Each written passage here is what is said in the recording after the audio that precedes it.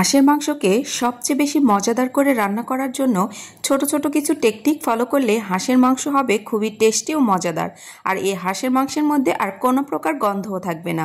আর শীতকালে হাঁসের মাংসটা একটু বেশি করেই খাওয়া হয়। শীতকালে হাঁসের মাংস খেতে বেশ ভালো লাগে। তো হাঁসের মাংস রান্না করার জন্য প্রথমে আমি হাঁসের মাংস আগে থেকে পরিষ্কার করে কেটে ধুয়ে রেখেছি। এখন চুলার উপরে একটি প্যান বসিয়ে এর মধ্যে দিয়ে নিচ্ছি হাফ কাপ পরিমাণ রান্নার তেল।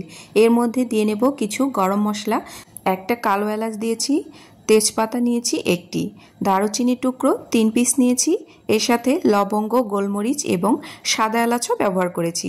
তো সবগুলো দিয়ে তেলের মধ্যে একটু নাড়াচাড়া করে এর মধ্যে আমি পেঁয়াজ কুচি দিয়ে নিচ্ছি প্রায় হাফ কাপের মতো। হাঁসের মাংসের মধ্যে পেঁয়াজের পরিমাণটা একটু বেশি দিতে হয়। তো আমি নাড়াচাড়া করে পেঁয়াজের কালারটা হালকা একটু চেঞ্জ করে নিয়েছি। এই পর্যায়ে এখন এখানে আমি আরও কিছু মশলা দিয়ে নেব। আদা, রসুন এবং জিরা বাটা দিয়ে নিচ্ছি প্রায় 2 টেবিল চামচের মতো। এর সাথে দিয়ে নেব লাল মরিচের গুঁড়ো প্রায় 2 টেবিল চামচ। আমি হাঁসের মাংস একটু ঝাল ঝাল খেতে বেশি পছন্দ করি। এরপর দিয়ে নিচ্ছি হলুদের গুঁড়ো প্রায় 1.5 টেবিল চামচ পরিমাণ, স্বাদ মতো লবণও দিয়ে নিয়েছি। এখন আমি এখানে দিয়ে নেব গরম মশলার গুঁড়ো হাফ টেবিল চামচ পরিমাণ। এর সাথে দিয়ে নিচ্ছি ধনে গুঁড়ো প্রায় 1 টেবিল চামচ পরিমাণ। এখন মশলাগুলোকে কষিয়ে নিতে হবে। তো নাড়াচাড়া করে নিচ্ছি। আমি এখানে এখনও কোনো পানি ব্যবহার করিনি। এখন আমি তেলের সাথেই মশলাগুলোকে কিছুক্ষণ কষিয়ে নেব। এরপর আমি ফ্লেভারের জন্য কয়েকটি শুকনো মরিচ ব্যবহার করেছি। হাঁসের মাংসের মধ্যে শুকনো মরিচ দিলে এর ফ্লেভারটা আমার কাছে মনে হয় একটু বেশি ভালো হয়। তো আমি পানি ছাড়া কিছুক্ষণ কষানোর পরে এরপরে এর মধ্যে কিছুটা পানি দিয়ে নিয়েছি। এখন মশলাটাকে আরও কিছুক্ষণ কষিয়ে নেব।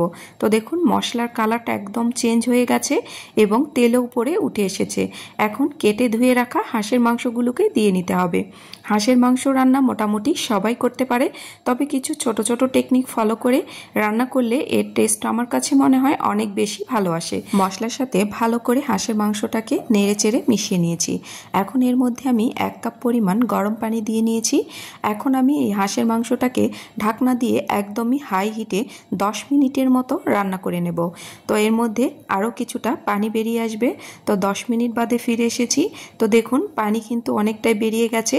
এই পর্যায়ে এখন মাংসগুলোকে কিছুক্ষণ নাড়াচাড়া করে নিতে হবে। তো এখন আমি ঢাকনা দিয়ে আরও আধা ঘন্টার মতো মিডিয়াম আঁচে এই হাঁসের মাংসটাকে সেদ্ধ করে নেব। তো যতক্ষণ না সেদ্ধ হবে ততক্ষণ পর্যন্ত ঢাকনা দিয়ে এই মাংসটাকে সেদ্ধ করে নিতে হবে। তো এই পর্যায়ে মাংস সেদ্ধ হয়ে গেছে। এখন এটাকে কষিয়ে নেওয়ার পালা। তো বেশ কিছুক্ষণ নাড়াচাড়া করে এই হাঁসের মাংসকে কষিয়ে নিতে হবে। যত বেশি কষানো হবে হাঁসের মাংসর টেস্ট ততই ভালো হবে। তো নামানোর আগে আমি এখানে কিছু কাঁচা আদা কুচি ব্যবহার করেছি। এটা দিলে হাঁসের মাংসের ফ্লেভার অনেক বেশি ভালো আসে। তো মাংস রান্না একদম শেষ। এখন আমি পরিবেশন করে আপনাদেরকে দেখিয়ে দিচ্ছি। তো দেখুন হাঁসের মাংসের কালারটা কতটা সুন্দর এসেছে আর এটা খেতেও বেশ মজাদার হয়েছে। আপনারাও এভাবে একবার বাসায় ট্রাই করে দেখতে পারেন। এই পর্যন্তই। আল্লাহ হাফেজ। আবারও দেখা হবে নতুন রেসিপিতে। আসসালামু আলাইকুম।